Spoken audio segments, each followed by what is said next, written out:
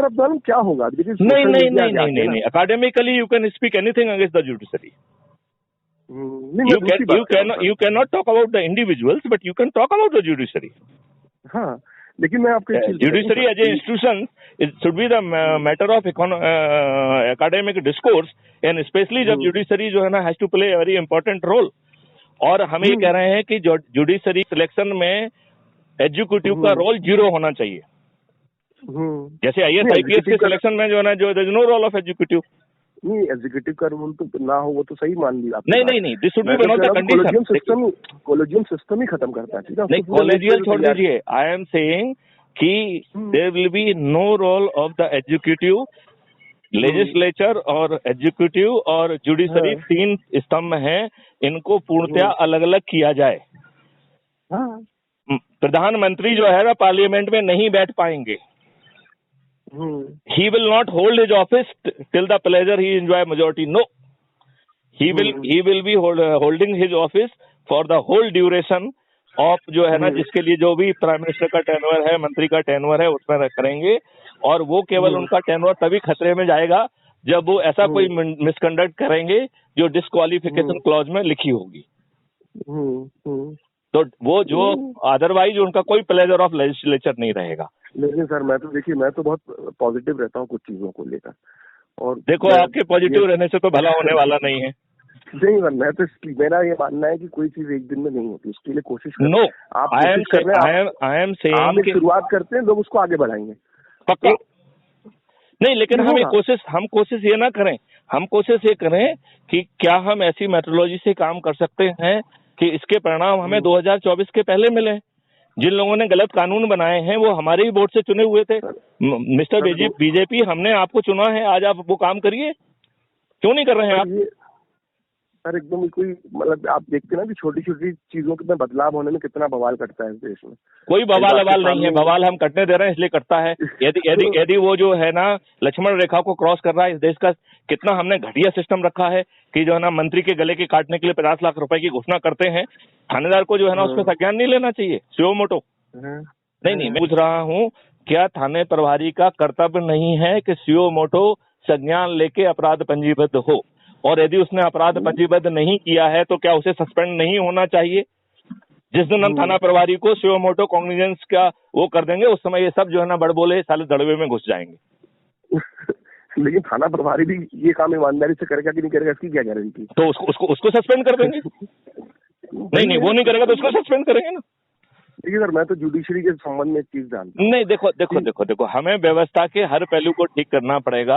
आपका जो है, और आपको जो है ना मूल में घुसना पड़ेगा, जड़ में घुसना पड़ेगा. सिम्टम की बात मत करिए. अभी जो है आप छोटी मोटी बातों की बात मत करिए. यदि अभी आप छोटी मोटी बातों की बात करेंगे तो बहुत प्रॉब्लम है. आप बात समझ रहे हैं ना? इतने 70 साल तक जो छोटी मोटी चीजें झेली हैं और जो झेल लेंगे 2024 तक.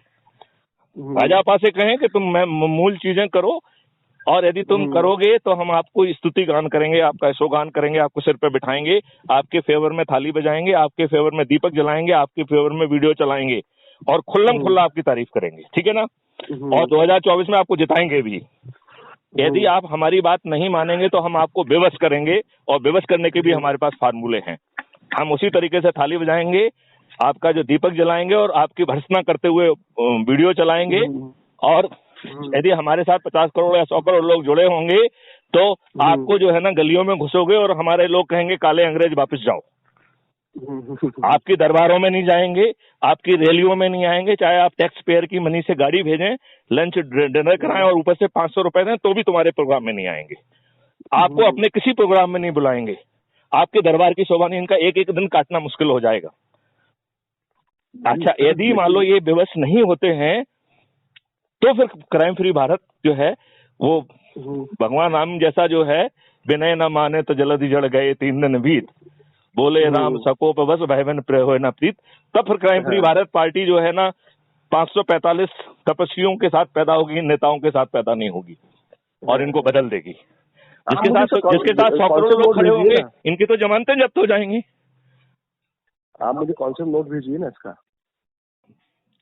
हाँ, जरूर. ये तो मैंने अभी आपको एक्सप्लेन किया यार. नहीं आप मुझे, मैं उसके बाद रोड मैप देखना चाहता हूँ सर, होगा कैसे? हाँ हाँ हाँ, नहीं मैं कुछ लिखता हूँ अभी, बहुत सारी चीजें तो जैसे पहले क्राइम फ्री भारत की 5 सर्टेनिटी और उसके ऊपर लिखा हुआ है, राइट, वो गवर्नमेंट ऑफ इंडिया को सबमिटेड भी है। जो हमने ड्राफ्ट भेजा है नेशनल अथॉरिटी वाला, वो भी हम आपसे शेयर करेंगे, ठीक है ना। इसके बाद जो हमने CFB के ढेर सारे मॉडल बनाए हैं, जिसमें जो है tax free Bharat, expenditure free election, agro model जिसमें किसानों की आमदनी हम ओवरनाइट 5 गुना करेंगे और बाद में तो 100 गुना करेंगे, और ये कोई जुल्मा नहीं है और ये सरकार के भरोसे नहीं होगा, ये मैथिली शरण गुप्त क्राइम फ्री भारत के आयुष मॉडल के, एग्रो आयुष मॉडल के तहत करेंगे। हम भारत के हर व्यक्ति को धनाढ्य समृद्धशाली बना देंगे, इंक्लूडिंग वर्कर। वो उसको फ्रीबी की कोई पात्रता नहीं होगी, क्योंकि उसको फ्रीबी की जरूरत ही नहीं होगी।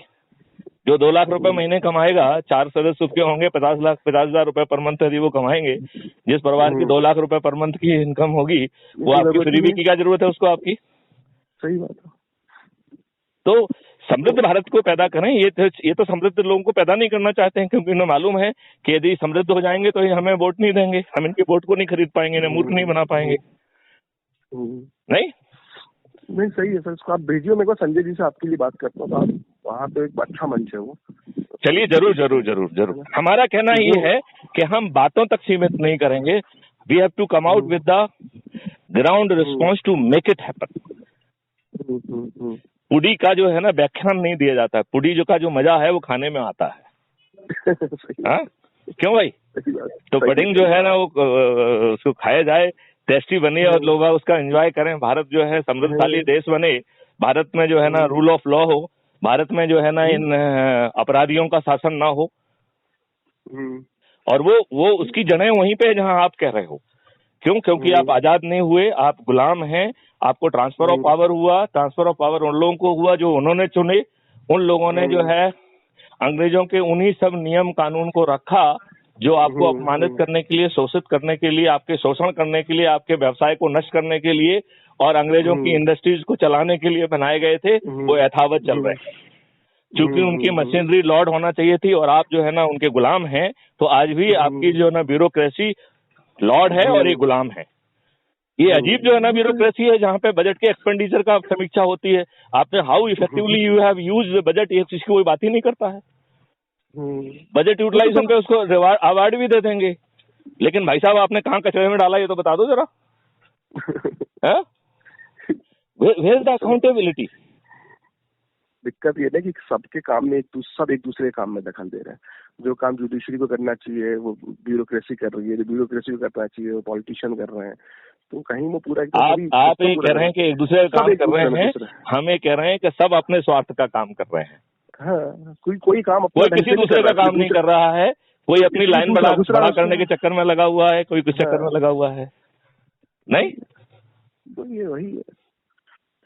तो प्रखर जी मैं आपको भेजता हूँ, अपन लोग कुछ आगे करें, सब कर पाए तो अच्छी बात है। देखिए सबके पास समय सीमित होता है। आप मेरी बात से सहमत है कि नहीं, पहले बताइए आप।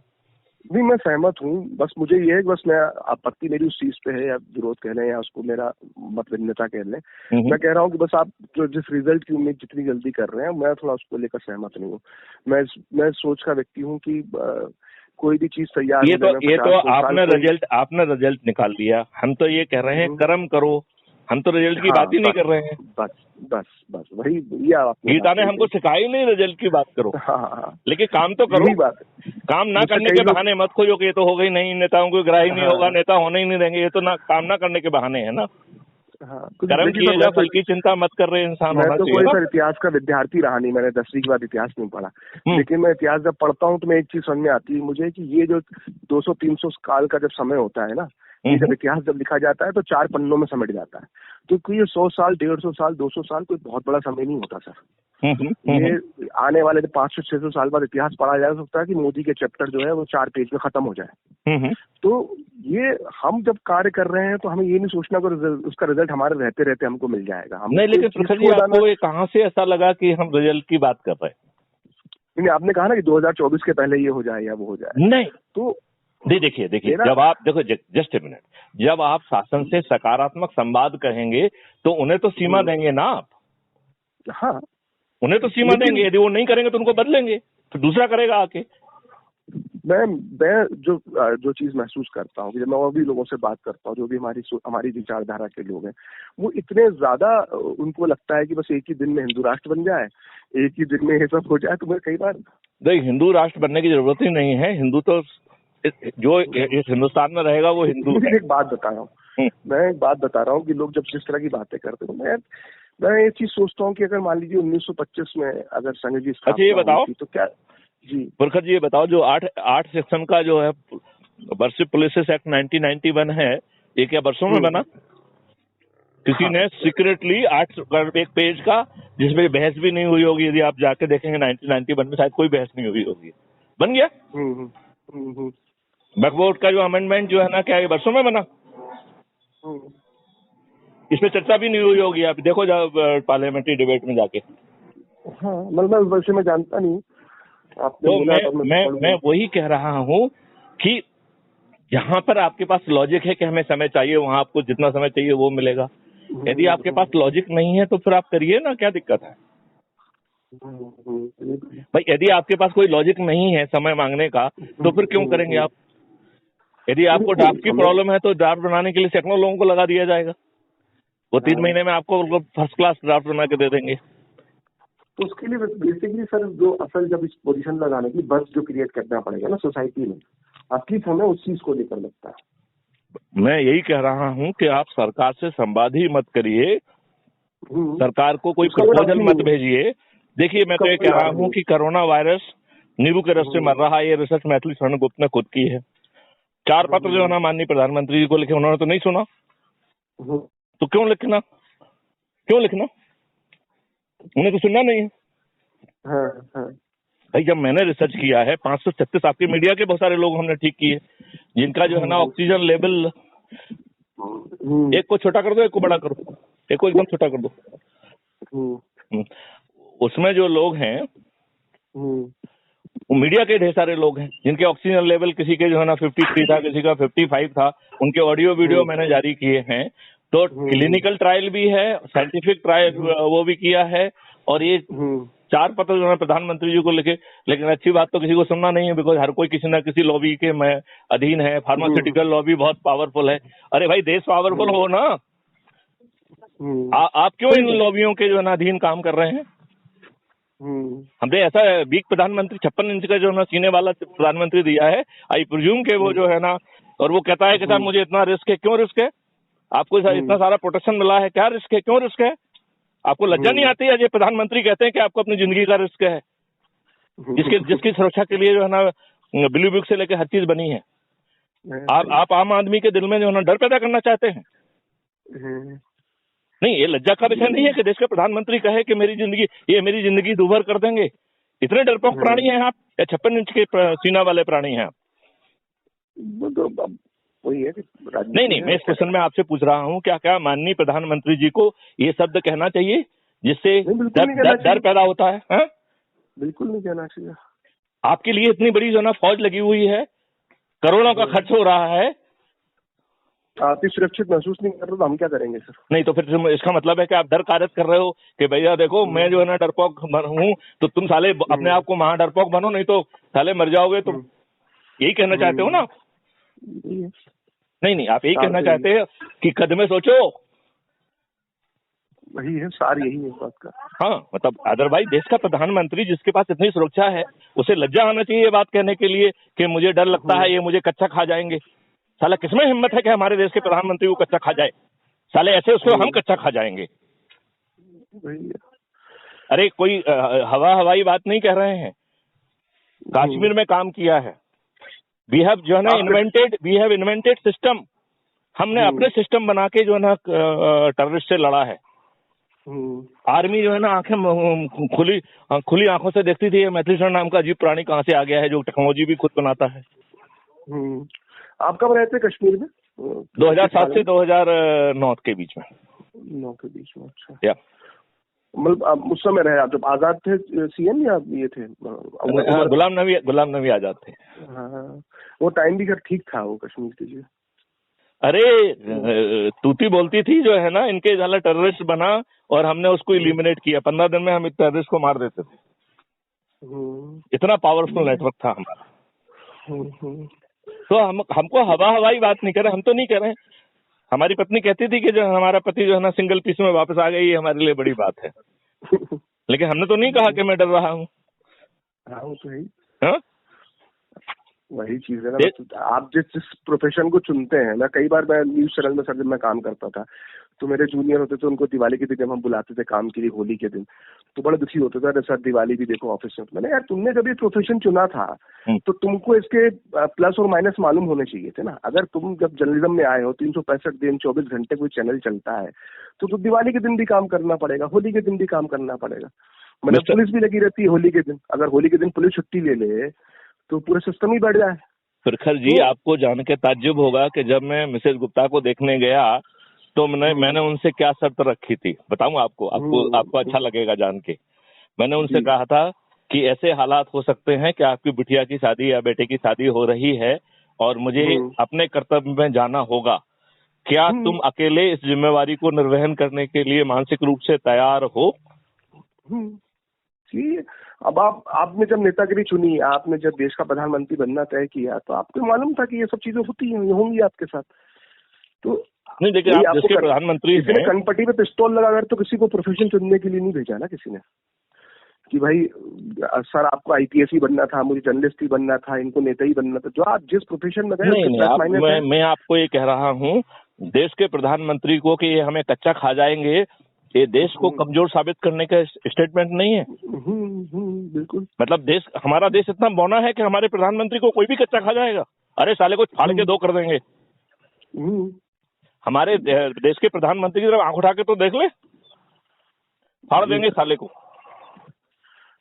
तो सर मैं फिर कुछ मेरा काम था आज। चलिए प्रखर जी, है ना, मैं आपको उनसे संजय जी से बात करके फिर आपको नंबर देता हूँ उनका। जरूर आप कनेक्ट करिए एक दूसरे से, तो देखिए कुछ क्या रिजल्ट निकलता है। नहीं देखिए, मैं तो चल पड़ा हूँ, मैंने तो अपना जो जुड़ता जाएगा। यदि आप मुझे अपने साथी मानिए, मुझे आप अपने साथी मानिए। मैं आपको पूरे मन से अपना साथी मानता हूँ। बस ठीक है ना, कोई वैसा नहीं है जी। चलिए जय हिंद जय भारत। जय भारत में आता हूँ भोपाल, तो सर आपसे मुलाकात भी जरूर फरवरी के बीच में आऊंगा मैं। बिल्कुल हम जरूर मिलेंगे और कोई अच्छा सा सेशन भी करेंगे। जी बिल्कुल। जय हिंद जय भारत। जय हिंद।